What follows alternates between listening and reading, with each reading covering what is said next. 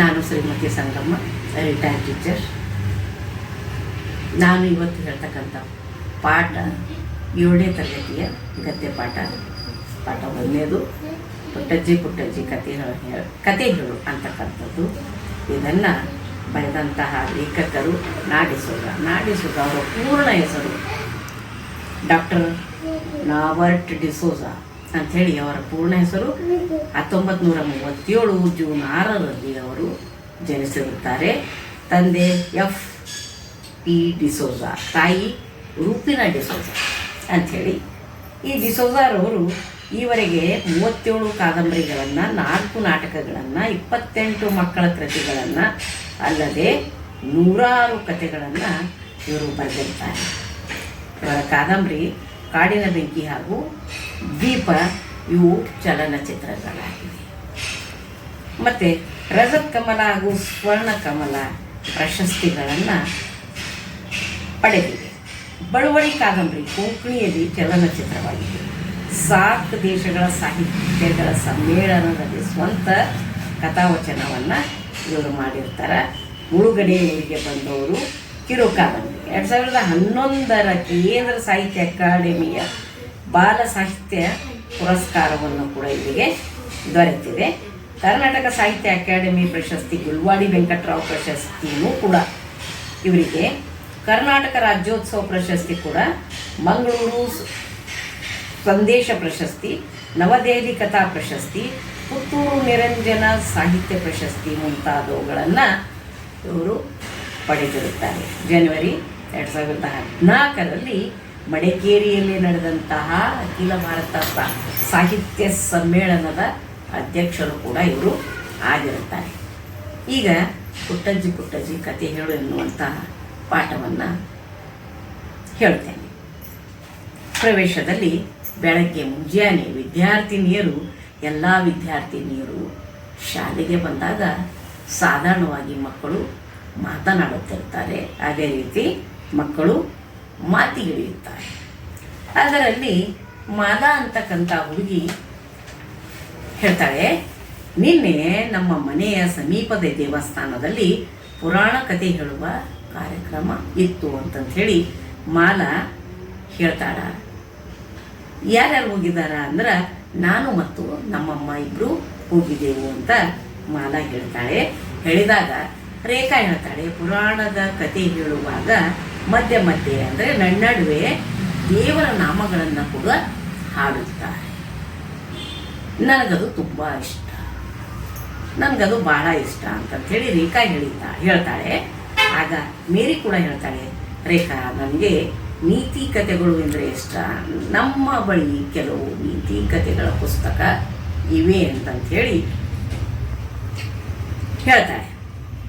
ಹೇಳಿದಾಗ ಆಗಲೇ ಫಾತಿಮಾ ಅಂತಕ್ಕಂಥ ಹುಡುಗಿನೂ ಕೂಡ ಮಾಲಾ ಕೆಲವು ಕಥೆಗಳನ್ನು ಹಾಡಿನ ರೂಪದಲ್ಲಿ ಹೇಳುತ್ತಾರಲ್ಲ. ಫಾತಿಮಾ ಹೇಳ್ತಾಳೆ, ನೀವು ಮಕ್ಕಳೆಲ್ಲ ನೀವು ಗಮನಿಸಬಹುದು, ಇಲ್ಲಿ ಜಾತಿ ಅಂತಕ್ಕಂಥ ಯಾವುದೇ ಒಂದು ವಿಷಯವನ್ನು ಆ ಮುಗ್ಧ ಮಕ್ಕಳ ಮನಸ್ಸಿನಲ್ಲಿ ಇರುವುದಿಲ್ಲ. ಎಲ್ಲ ಮಕ್ಕಳು ಕೂಡ ಒಳ್ಳೆ ರೀತಿಯಲ್ಲಿ ತಮ್ಮ ಸಂಭಾಷಣೆಯಲ್ಲಿ ತೊಡಗಿರುತ್ತಾರೆ ಎನ್ನುವುದನ್ನು ತಾವು ಗಮನಿಸಬೇಕು. ಮಾಲಾ ಕೆಲವು ಕಥೆಗಳನ್ನು ಹಾಡಿನ ರೂಪದಲ್ಲಿ ಹೇಳ್ತಾರಲ್ಲ ಅಂತ ಫಾತಿಮಾ ಹೇಳಿದಾಗ ಮಾಲಾ ಹೇಳ್ತಾಳ, ಹೌದು, ಇದನ್ನು ಕಥನ ಕವನ ಎನ್ನುತ್ತಾರೆ. ರೇಖಾ ಹೇಳ್ತಾಳ, ಕೆಲವು ಕಡೆಗಳಲ್ಲಿ ಜಾನಪದ ಹಾಡುಗಳ ರೂಪದಲ್ಲಿ ಕಥೆ ಹೇಳುತ್ತಾರೆ, ಇವು ತುಂಬಾ ಚೆನ್ನಾಗಿರ್ತವೆ, ಒಳ್ಳೆ ರೀತಿಯಿಂದ ಇರ್ತಾವ ಅಂತಂಥೇಳಿ ರೇಖಾ ಕೂಡ ಹೇಳ್ತಾಳ. ಆಗ ಮಾಲಾ ಅಂತಾಳ, ನಾನು ಚಿಕ್ಕವಳಿದ್ದಾಗ ನಮ್ಮಜ್ಜ ನನಗೆ ರಾಮಾಯಣ ಮಹಾಭಾರತದ ಕತೆ ಕೂಡ ಹೇಳ್ತಿದ್ರು, ಬೇರೆ ಬೇರೆ ಕತೆ ಪುಸ್ತಕಗಳನ್ನೆಲ್ಲ ತಂದುಕೊಟ್ಟು ನಮ್ಮಿಂದ ಓದಿಸ್ತಾ ಇದ್ರು ಅಂತಂಥೇಳಿ ಮಾಲಾ ಹೇಳ್ತಾಳೆ. ಫಾತಿಮಾ ಹೇಳ್ತಾಳ, ನನಗಂತೂ ಕತೆಗಳಂದರೆ ತುಂಬಾ ಇಷ್ಟ. ಆಗ ಮೇರಿ ಹೇಳ್ತಾಳ, ನನಗೂ ಕೂಡ ಅಷ್ಟೇ. ವಿದ್ಯಾರ್ಥಿನಿಯರು ಮಾತನಾಡುತ್ತಿರುವಾಗ ಅಲ್ಲಿಗೆ ಬಂದ ತರಗತಿ ಶಿಕ್ಷಕಿಯ ಕಿವಿಗೆ ವಿದ್ಯಾರ್ಥಿನಿಯರ ಮಾತುಗಳು ಕೇಳಿಸು. ಆಗಲೇ ಮಕ್ಕಳೆಲ್ಲ ಮಾತಿಗಿಳಿಯುತ್ತಿದ್ದಾಗ ಮಾತನಾಡುತ್ತಿರುವಾಗ ತರಗತಿಯ ಶಿಕ್ಷಕಿ ಬರ್ತಾರೆ. ಬಂದು ಅವರಿಗೆ ಆ ವಿದ್ಯಾರ್ಥಿನಿಯರು ಮಾತನಾಡುತ್ತಿರುವುದನ್ನೆಲ್ಲ ಕೇಳಿಸ್ಕೊಳ್ತಾರ. ಆಗ ಶಿಕ್ಷಕಿ ಹೇಳ್ತಾರೆ, ನಿಮಗೆಲ್ಲ ಕತೆಗಳೆಂದರೆ ಅಷ್ಟೊಂದು ಇಷ್ಟನಾ? ಇವತ್ತಿನ ನಮ್ಮ ಪಾಠನೂ ಕೂಡ ಅಷ್ಟೇ ಸ್ವಾರಸ್ಯಕರವಾದಂತಹ ಕಥೆ ರೂಪದ ಪಾಠನೇ ಇದೆ, ಪುಟ್ಟಜ್ಜಿ ಹೇಳ್ತಕ್ಕಂಥ ಕತೆ ಅಂಥೇಳಿ ಶಿಕ್ಷಕಿ ಹೇಳ್ತಾಳೆ. ಈಗ ನೋಡ್ರಿ ಮುಂದಿನ ಪಾಠವನ್ನು. ಇದನ್ನು ಕೇಳಿದ ಮಕ್ಕಳ ಮುಖ ಕೂಡ ಸಂತೋಷದಿಂದ ಅರಳಿತು. ಆಗ ಶಿಕ್ಷಕಿ ಪಾಠವನ್ನು ಪ್ರಾರಂಭ ಮಾಡ್ತಾರೆ. ಏನಂತ ಮಕ್ಕಳೆಲ್ಲ ನೀವು ಕೇಳ್ಬೋದು. ಪುಟ್ಟಜ್ಜಿ ಕತೆ ಹೇಳು ಅಂದರೆ, ಬಾ ಮಗ ಹೇಳ್ತೀನಿ ಒಳ್ಳೆಯದೊಂದು ಕತೆ ಅಂತಾಳೆ ಪುಟ್ಟಜ್ಜಿ ಎಲ್ಲರ ಮನೆಯಲ್ಲಿ ಇರುವಂತಹ ಅಜ್ಜಿಯರು ತಮ್ಮ ಮೊಮ್ಮಕ್ಕಳಿಗೆ ಸ್ವಾರಸ್ಯಕರವಾದಂತಹ ತುಂಬಾ ಸೊಗಸಾದ ಒಳ್ಳೆಯ ಸುಂದರ ಕಥೆಗಳನ್ನು ಎಲ್ಲ ಅಜ್ಜಿಯರು ಹೇಳ್ತಾರೆ. ಇದು ಕೂಡ ಪುಟ್ಟಜ್ಜಿ ಕತೆ ಹೇಳ್ತಾ ಇದ್ದಾಳೆ. ಕತೆ ಹೇಳುವುದರಲ್ಲಿ ನಮ್ಮ ಪುಟ್ಟಜ್ಜಿ ಯಾವಾಗಲೂ ಫಸ್ಟು. ದೊಡ್ಡ ಕತೆ, ಸಣ್ಣ ಕತೆ, ಪುಟಾಣಿ ಕತೆ, ತಮಾಷೆ ಕತೆ, ಹಾಡುಗತೆ, ಹೀಗೆ ತರಹವಾರಿ ಕತೆ ಹೇಳುತ್ತಾಳೆ. ತರಹವಾರಿ ಅಂದ್ರೆ ಬೇರೆ ಬೇರೆ ರೀತಿಯ ಹೇಳ್ತಾಳೆ. ಮೊನ್ನೆ ನಾನು ಪುಟ್ಟಜ್ಜಿ ಮನೆ ಕಡೆ ಹೋಗಿದ್ದೆ. ಪುಟ್ಟಜ್ಜಿ ಏನಂತ ಹೇಳ್ತಿ, ಎಲ್ಲ ರೀತಿಯ ಕತೆಗಳನ್ನು ಕತೆ ರೂಪ, ಸಣ್ಣ ಕತೆಗಳಾಗಲಿ, ಪುಟಾಣಿ ಕತೆಗಳಾಗಲಿ, ತಮಾಷೆ ಕತೆ, ನಗಿಸುವಂತಹ ಕತೆಗಳಾಗಲಿ, ಹಾಡುಗತೆಗಳಾಗಲಿ, ಹಾಡಿನ ಮೂಲಕ ಹೇಳ್ತಕ್ಕಂಥ ಕತೆಗಳಾಗಲಿ, ಹೀಗೆ ಬೇರೆ ಬೇರೆ ಬೇರೆ ರೀತಿಯ ಕತೆಗಳನ್ನು ಪುಟ್ಟಜ್ಜಿ ಹೇಳ್ತಾಳೆ. ಪುಟ್ಟಜ್ಜಿ ಮನೆ ಜಗಲಿ ಮೇಲೆ ಕೂತಿದ್ದಳು. ಪುಟ್ಟಜ್ಜಿ ಎಲ್ಲಿ ಕೂತಿದ್ದಳು ಅಂದ್ರೆ ಮನೆ ಜಗಲಿ ಮೇಲೆ, ಮನೆ ಹೊರಗಡೆ ಕಟ್ಟೆ ಇರ್ತದಲ್ಲ, ಆ ಕಟ್ಟೆಯ ಮೇಲೆ ಪುಟ್ಟಜ್ಜಿ ಕುಂತಿದ್ದಳು. ಭಾಳ ಸಂತೋಷದಿಂದ ಇದ್ದಾಳೆ, ಅವಳು ಭಾಳ ಸಂತೋಷದಿಂದ ಇದ್ದಾಳೆ ಅಂತ ಅವಳ ಮುಖಾನೇ ಹೇಳ್ತಿತ್ತು. ಆಗ ಪುಟ್ಟಜ್ಜಿ ಕತೆ ಹೇಳ್ತೀಯಾ ಅಂತ ಕೇಳಿದೆ. ಆ ಮಗು ಅಂತದ ಪುಟ್ಟಜ್ಜಿ ಕತೆ ಹೇಳ್ತೇನು ಅಂತಂತ ಹೇಳಿದಾಗ ಪುಟ್ಟಜ್ಜಿ ಹೇಳ್ತಾಳ, ಬಾ ಮಗ ಹೇಳ್ತೀನಿ ಒಳ್ಳೆಯದೊಂದು ಕಥೆಯ. ಆವಾಗ ಪುಟ್ಟಜ್ಜಿ ಬಾ ಮಗ ಹೇಳ್ತೀನಿ ನಾನಿಗೆ ಒಂದು ಒಳ್ಳೆಯ ಕಥೆ ಅಂತಂತ ಹೇಳಿ ಹೇಳ್ತಾಳೆ. ಅವಳ ಮನೆ ಜಗಲಿ ಹತ್ತಿ ಕಂಬಕ್ಕೆ ಹೊರಗೆ ಕೂತು ಅವಳ ಮುಖ ನೋಡಿದೆ. ಅವಳ ಮನೆ ಜಗಲಿ ಅಂದ್ರೆ ಅವಳ ಮನೆ ಪಡಸಾಲೆಯಲ್ಲಿ ಹತ್ತಿ ಕಂಬಕ್ಕೆ ಹೊರಗಿ ಅಂದ್ರೆ ಕಂಬಕ್ಕೆ ಹತ್ತಿ ಕೂತು ಅವಳ ಮುಖ ನೋಡ್ತಾಳೆ. ಆಕೆ ನೋಡಿದಾಗ ಪುಟ್ಟಜ್ಜಿ ಅಂತಾಳ, ಯಾವ ಕತೆ ಹೇಳಬೇಕು ಅಂದಾಗ ಅದು ಹೇಳ್ತಾನೆ, ಯಾವುದಾದ್ರೂ ಒಂದು ಹಾಡುಗತೆ ಹೇಳುವಂತೆ. ಆ ಕತೆ ಏನಿಲ್ಲ, ಯಾವುದಾದ್ರೂ ಒಂದು ಹಾಡಿನ ಕಥೆಯನ್ನು ಹೇಳು. ಅದು ಪುಟ್ಟಜ್ಜಿ ಸ್ಪೆಷಾಲಿಟಿ ಅಂದ್ರೆ ಹಾಡು ಕತೆ. ಅವಳ ಒಂದು ಸ್ಪೆಷಾಲಿಟಿ ಏನಿತ್ತು ಅಂದ್ರೆ ಹಾಡಿನ ಮೂಲಕ ಹೇಳ್ತಕ್ಕಂಥ ಕತೆ. ಅದರಲ್ಲಿ ಹಾಡು ಇರುತ್ತೆ, ಕಥೆನೂ ಇರುತ್ತೆ. ಆ ಹಾಡುಗತೆಯಲ್ಲಿ ಏನಿರ್ತದಂದ್ರೆ ಹಾಡು ಕೂಡ ಇರುತ್ತೆ, ಹಾಗೆ ಮತ್ತು ಕತೆ ಕೂಡ ಇರುತ್ತೆ. ಪುಟ್ಟಜ್ಜಿ ಗಂಟಲು ಸರಿಪಡಿಸಿಕೊಂಡ್ರು. ಈಗ ಹಾಡಬೇಕಲ್ಲ, ಹಾಡಿನ ಮೂಲಕ ಆ ಕಥೆಯನ್ನು ಹೇಳಬೇಕಲ್ಲ, ಆವಾಗ ಆಕೆ ಏನು ಮಾಡ್ತಾಳೆ, ಸ್ವಲ್ಪ ಗಂಟಲೆಲ್ಲ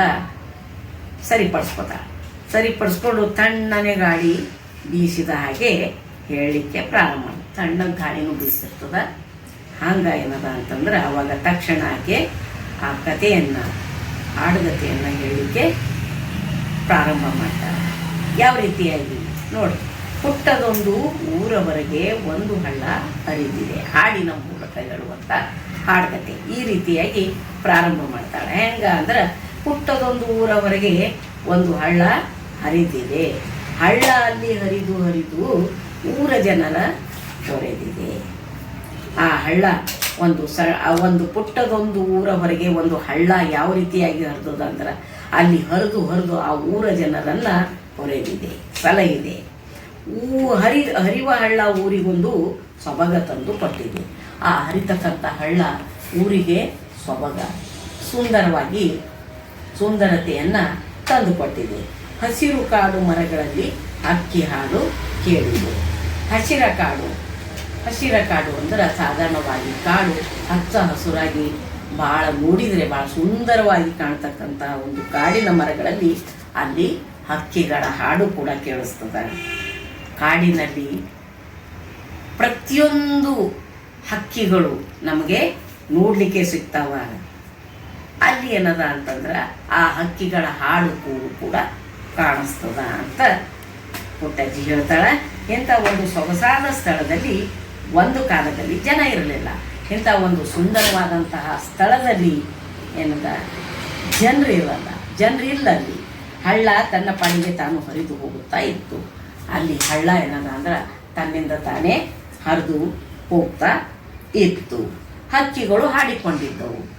ಮರ ಗಿಡಗಳಲ್ಲಿ ಹಾಗೆ ಹರಿತಕ್ಕಂಥ ಹಳ್ಳದಲ್ಲಿ ಆ ಹಕ್ಕಿಗಳನ್ನು ಕೂಡ ಹಾಡಿಕೊಂಡು ಅಲ್ಲಿ ಇದ್ದವು. ಒಂದು ದಿನ ಬಹಳ ದೂರದಿಂದ ಒಬ್ಬ ಯುವಕ ಬಂದ. ಒಂದು ದಿವಸ ಏನಾಗ್ತದ, ಅಲ್ಲಿ ಯುವಕ ಆದರೂ ಒಬ್ಬ ತರುಣ ಹುಡುಗ ಬಂದ. ಅಲ್ಲಿ ಉಳಿಯೋ ಯೋಚನೆ ಮಾಡಿದ.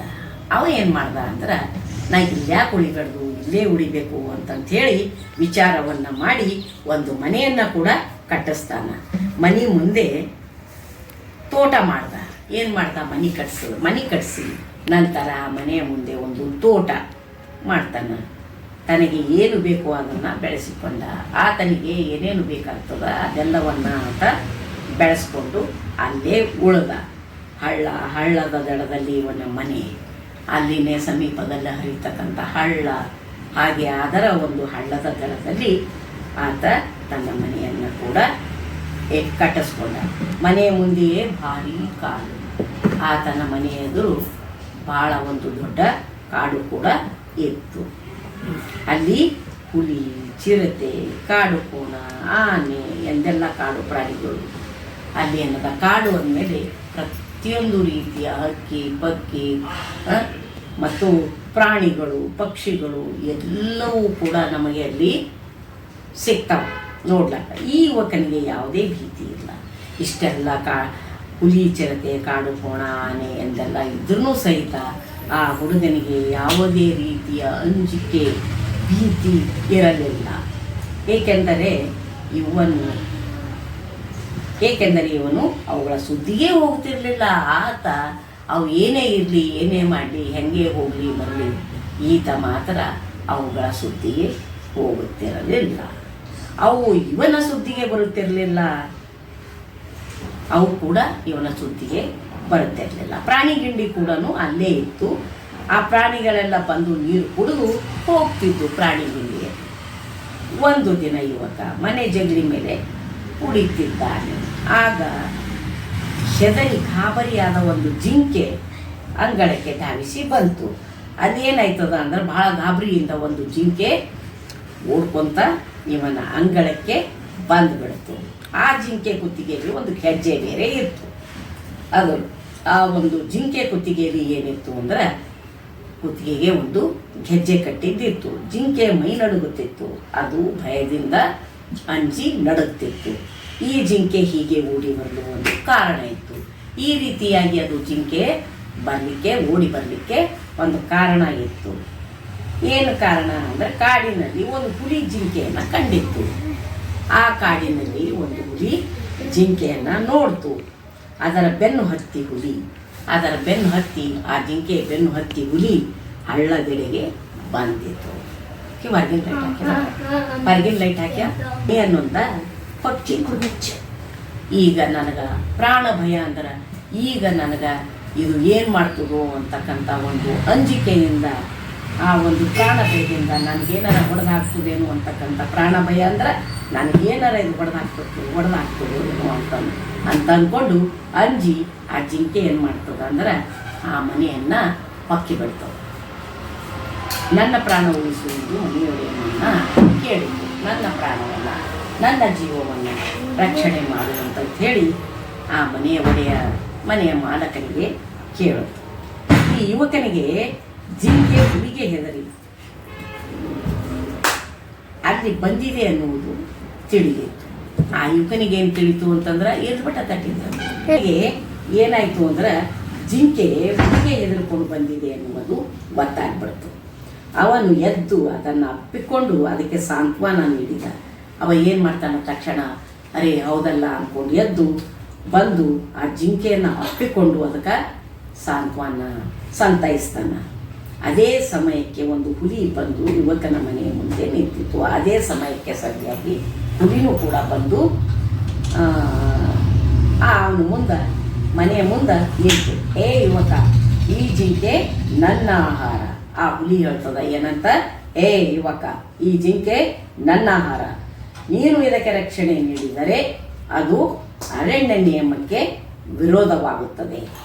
ಏನಂತ ಹೇಳ್ತದ ಹುಲಿ ಆ ಯುವಕನಿಗೆ ಅಂದ್ರೆ, ಏ ಯುವಕ, ನೀ ಏನದ, ಈ ಜಿಂಕೆ ನನ್ನ ಆಹಾರ ಇದೆ, ನೀ ಇದಕ್ಕೆ ರಕ್ಷಣೆ ಒಂದು ವೇಳೆ ಮಾಡಿದ್ದೆ ಆದರೆ ಅದು ಅರಣ್ಯ ನಿಯಮಕ್ಕೆ ವಿರೋಧವಾಗುತ್ತದೆ, ಈ ಜಿಂಕೆಯನ್ನು ಬಿಟ್ಟುಕೊಡು ಎಂದಿತ್ತು ಹುಲಿ.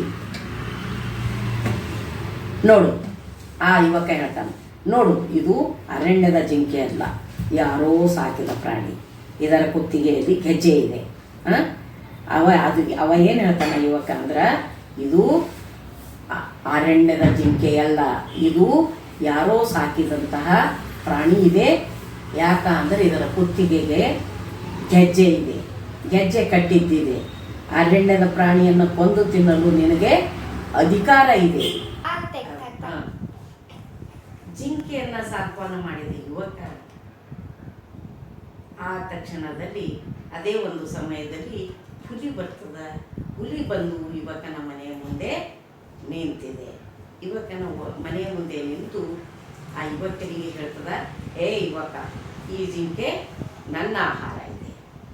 ಏನಂತ ಹೇಳ್ತದ ಹುಲಿ ಅಂತಂದ್ರೆ, ಏ ಯುವಕನೇ, ಆ ಜಿಂಕೆ ಅನ್ನೋದು ನನ್ನ ಆಹಾರ ಅದ, ನೀನು ಇದಕ್ಕೆ ರಕ್ಷಣೆ ನೀಡಿದರೆ ಅದು ಅರಣ್ಯ ನಿಯಮಕ್ಕೆ ವಿರೋಧವಾಗುತ್ತದೆ. ಏನಾಗ್ತದ, ಈ ಅರಣ್ಯದ ನಿಯಮಕ್ಕೆ ವಿರೋಧವಾಗ್ತದ. ನೀನು ಅದಕ್ಕೆ ಒಂದು ವೇಳೆ ರಕ್ಷಣೆಯನ್ನು ನೀಡಿದ್ದೇ ಆದರೆ, ಆದ್ದರಿಂದ ಆ ಜಿಂಕೆಯನ್ನು ನೀನು ನನಗೆ ಕೊಟ್ಬಿಡು ಅಂತಂತ ಹೇಳಿ ಹುಲಿ ಹೇಳ್ತದ. ಹೇಳಿದಾಗ ಆ ಯುವಕ ಏನು ಹೇಳ್ತಾನೆ ಅಂತಂದ್ರೆ, ನೋಡು, ಇದು ಅರಣ್ಯದ ಜಿಂಕೆ ಅಲ್ಲ, ಯಾರೋ ಸಾಕಿದ ಪ್ರಾಣಿ, ಇದರ ಕುತ್ತಿಗೆಯಲ್ಲಿ ಗೆಜ್ಜೆ ಇದೆ. ಅರಣ್ಯದ ಪ್ರಾಣಿಯನ್ನು ಕೊಂದು ತಿನ್ನಲು ನಿನಗೆ ಅಧಿಕಾರವಿದೆ, ಆದರೆ ಹೀಗೆ ಯಾರೋ ಸಾಕಿದ ಪ್ರಾಣಿಯನ್ನು ಕೊಲ್ಲಲು ನಿನಗೆ ಅಧಿಕಾರ ಇಲ್ಲ. ನಾನು ಇದನ್ನು ನಿನಗೆ ಬಿಟ್ಟುಕೊಡುವುದಿಲ್ಲ ಅಂತಂತ ಹೇಳಿ ಯುವಕ ಹುಲಿಗೆ ಉತ್ತರವನ್ನು ಕೊಡ್ತದ. ಕೊಟ್ಟಿದಾಗ ಈ ಮಾತನ್ನು ಕೇಳಿದಂಥ ಹುಲಿಗೆ ಬಹಳಷ್ಟು ಸಿಟ್ಟು ಬರ್ತದ. ಆ ಸಿಟ್ಟಿನಲ್ಲಿ ಅದು ಅಬ್ಬರಿಸಿತು. ಸಿಟ್ಟಿನಲ್ಲಿ ಅದು ಹೇಳ್ಬಿಡ್ತದ. ಯುವಕ ಜಿಂಕೆಗೆ ತನ್ನ ಮನೆಯೊಳಗೆ ಆಶ್ರಯವನ್ನು ನೀಡಿ ಹುಲಿಯನ್ನ ಎದುರಿಸಿದ. ಅದು ಅಬ್ಬರಿಸಿದಾಗ ಆ ಯುವಕ ಅಂಜಲಾರ್ದಂಗ ಏನು ಮಾಡ್ತಾನ, ಆ ಜಿಂಕೆಯನ್ನು ತನ್ನ ಮನೆಯಲ್ಲಿ ರಕ್ಷಣೆಯನ್ನು ನೀಡಿ ಆ ಹುಲಿಯನ್ನು ಎದುರಿಸಿ ತನ್ನಲ್ಲಿ ರಕ್ಷಣೆ ಬೇಡಿ ಬಂದವರನ್ನು ತಾನು ಬಿಟ್ಟು ಕೊಡಲಾರೆ ಎಂದ. ನನ್ನಲ್ಲಿ ರಕ್ಷಣೆಯನ್ನು ಕೇಳಿ ಬಂದವರನ್ನು ನಾನು ಈ ರೀತಿಯಾಗಿ ಹೀಗೆ ಬಿಡೋದಿಲ್ಲ ಅಂತ ಹೇಳ್ಬಿಟ್ಟು ಏನು ಮಾಡ್ತಾನೆ, ಹುಲಿಗೂ ಮತ್ತು ಆ ಯುವಕನಿಗೂ ಜಗಳ ಆಯ್ತದ. ಏನಾಗ್ತದ, ಹುಲಿಗೆ ಮತ್ತು ಯುವಕನಿಗೂ ಇಬ್ಬರಿಗೂ ಜಗಳ ಆಯ್ತದ. ಹುಲಿ ಯುವಕನನ್ನು ಸಿಕ್ಕಲ್ಲಿ ಕಚ್ಚಿ ಬಿಡ್ತದ, ಗಾಯ ಮಾಡ್ತದ. ಕಷ್ಟಪಟ್ಟು ಬದುಕನ್ನು ಸಾಗಿಸುತ್ತಿದ್ದಂಥ ಯುವಕ ಆ ಒಂದು ಹುಲಿಯು ಅದಕ್ಕೆ ಕಚ್ಚಿ ಗಾಯವನ್ನು ಮಾಡಿದಾಗ ಆ ಯುವಕ ಸೋಲಲಿಲ್ಲ. ಹುಲಿ ಕೊನೆಗೆ ಅದೇ ಸೋತು ಪಲಾಯನ ಮಾಡಿತ್ತು ಅಂತಂದ್ರೆ ಓಡಿಹೋಯಿತು. ಮತ್ತು ನಾನು ನಿನ್ನ ಸಹವಾಸಕ್ಕೆ ಬರುವುದಿಲ್ಲ ಅಂತಂತ ಹೇಳ್ತು ಹುಲಿ. ಅದಕ್ಕೂ ಹೊಡೆದು ಬಡಿದು ಗಾಯ ಮಾಡಿದ. ಆ ಹುಲಿಗೂ ಕೂಡ ಹೊಡೆದು ಬಡಿದು ಆ ಯುವಕ ಗಾಯವನ್ನು ಮಾಡಿದ. ಜಿಂಕೆ ಯುವಕನ ಸ್ಥಿತಿಯನ್ನು ನೋಡಿ ಏನು ಮಾಡ್ತದ, ಜಿಂಕೆ ನನ್ನ ಸಲುವಾಗಿ ಆ ಯುವಕನಿಗೆ ಎಷ್ಟು ಕಷ್ಟ ಬಂತಲ್ಲ ಅಂತಂಥೇಳಿ ಅದು ಮರುಗಿತ್ತು. ನನ್ನನ್ನು ಉಳಿಸಲು ಹೋಗಿ ನಿನಗೆ ಹೀಗಾಯಿತೆ ಎಂದು ಕಣ್ಣೀರು ಸುರಿಸಿತು.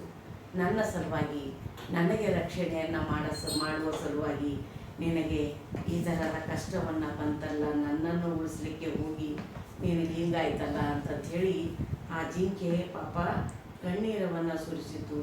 ಹಾಗೆಯೇ ಏನು ಮಾಡ್ತದ ಅಂತಂದ್ರೆ, ಕಾಡಿಗೆ ಹೋಗಿ ಸೊಪ್ಪು ಸದೆ ಬೇರು ತೊಗಟೆ ಎಲ್ಲವನ್ನು ತರ್ತದ. ತಂದು ಅರೆದು ಕುಟ್ಟಿ ಮದ್ದು ಮಾಡಿ ಆ ಯುವಕನ ಗಾಯಗಳಿಗೆ ಹಚ್ಚಿಬಿಡ್ತದ.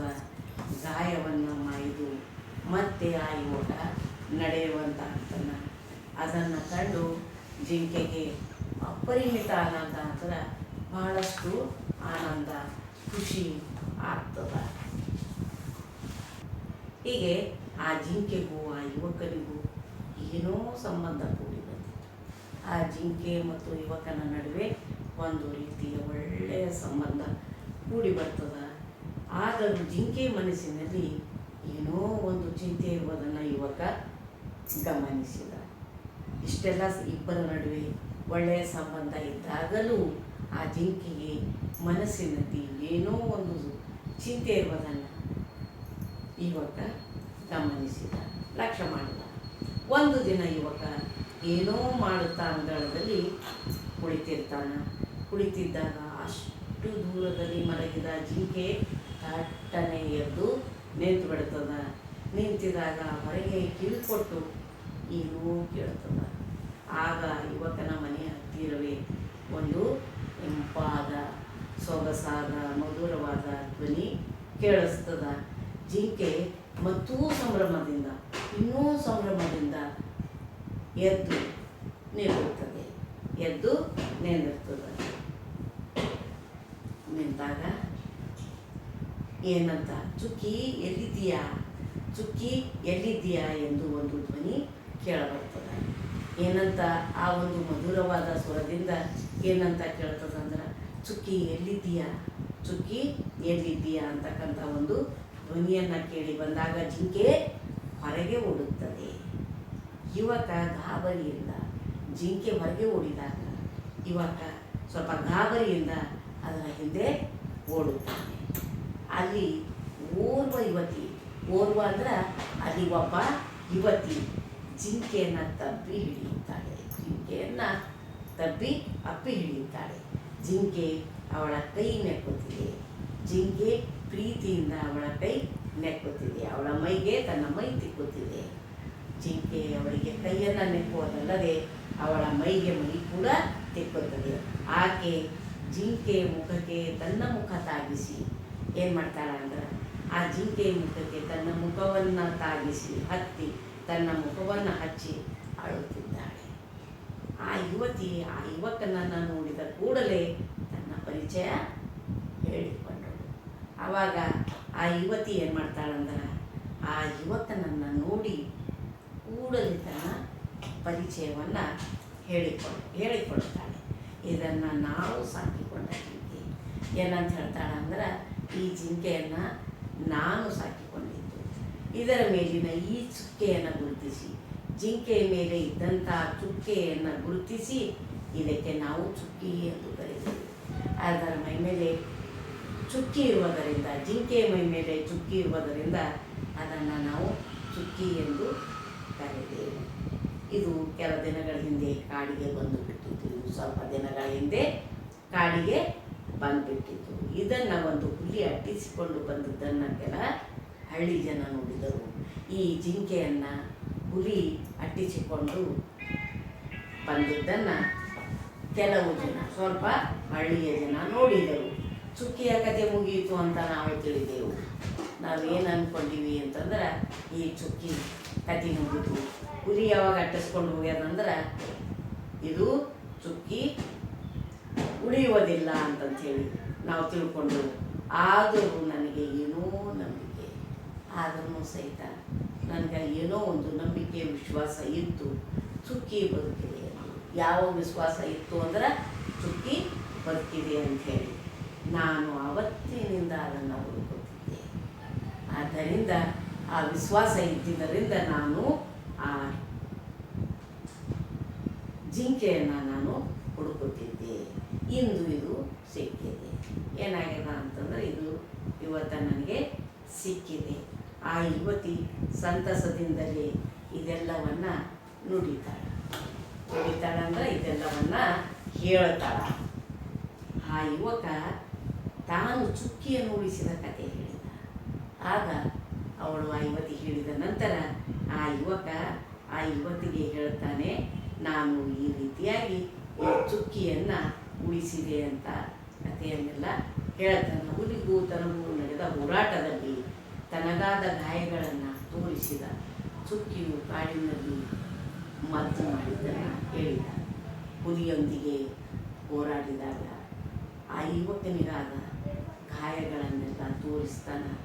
ಅಲ್ಲದೆ ಚುಕ್ಕಿಯು ಕಾಡಿನಲ್ಲಿ ಮದ್ದು ಔಷಧವನ್ನು ಔಷಧ ಮಾಡಿ ತನಗೆ ಹಚ್ಚಿದ್ದನ್ನು ಕೂಡ ಹೇಳ್ತಾನೆ. ಚಿಕ್ಕಂದಿನಿಂದ ಚುಕ್ಕಿ ನಮ್ಮ ಮನೆಯಲ್ಲಿಯೇ ದೊಡ್ಡದಾಗಿದೆ.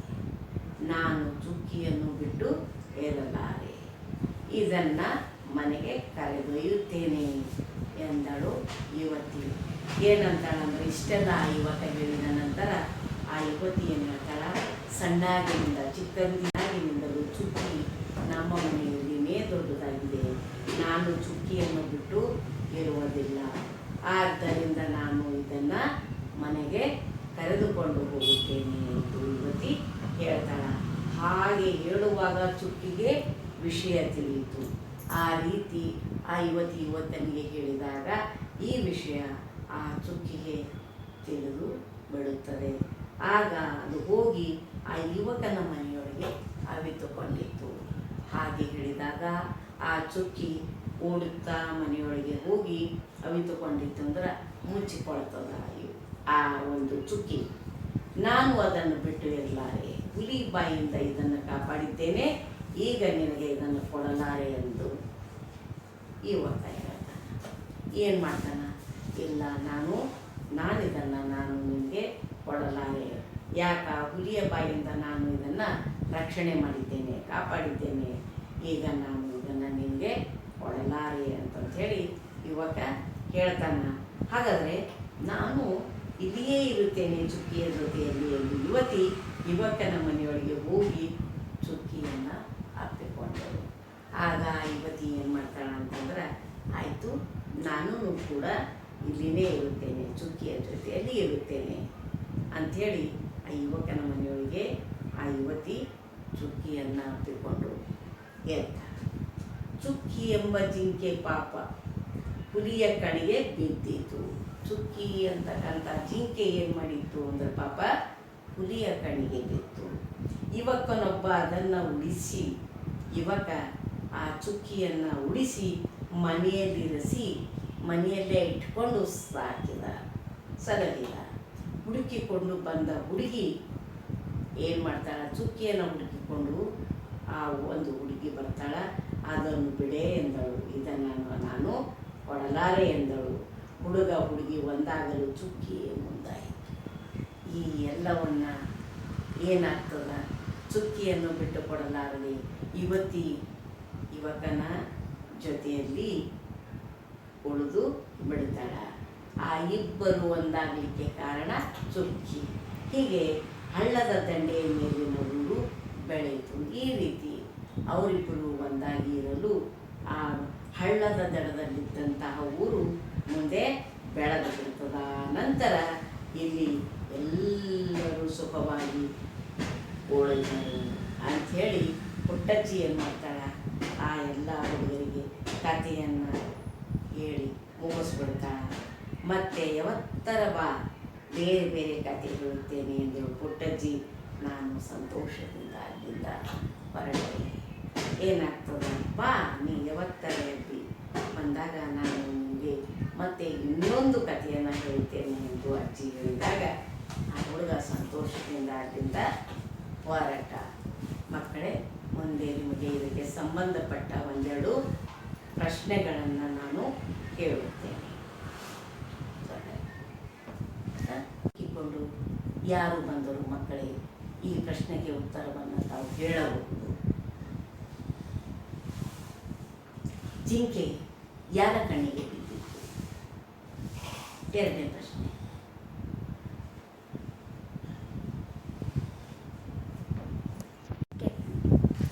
ಈಗ ಪುಟ್ಟಜ್ಜಿ ಕಥೆ ಹೇಳು ಪಾಠಕ್ಕೆ ಸಂಬಂಧಪಟ್ಟ ಕೆಲವು ಪ್ರಶ್ನೆಗಳನ್ನು ನಾನು ನಿಮಗೆ ಕೇಳುತ್ತೇನೆ. ಒಂದನೇ ಪ್ರಶ್ನೆ, ಜಿಂಕೆ ಯಾರ ಕಣ್ಣಿಗೆ ಬಿದ್ದಿತ್ತು? ಜಿಂಕೆ, ನಾನು ನಿಮಗೆ ಉತ್ತರವನ್ನು ಕೂಡ ಹೇಳುತ್ತೇನೆ. ಜಿಂಕೆ ಹುಲಿಯ ಕಣ್ಣಿಗೆ ಬಿದ್ದಿತ್ತು. ಎರಡನೇ ಪ್ರಶ್ನೆ, ಜಿಂಕೆಯ ಕುತ್ತಿಗೆಯಲ್ಲಿ ಏನಿತ್ತು? ಇದರ ಉತ್ತರ, ಜಿಂಕೆ ಕುತ್ತಿಗೆಯಲ್ಲಿ ಗೆಜ್ಜೆ ಇತ್ತು.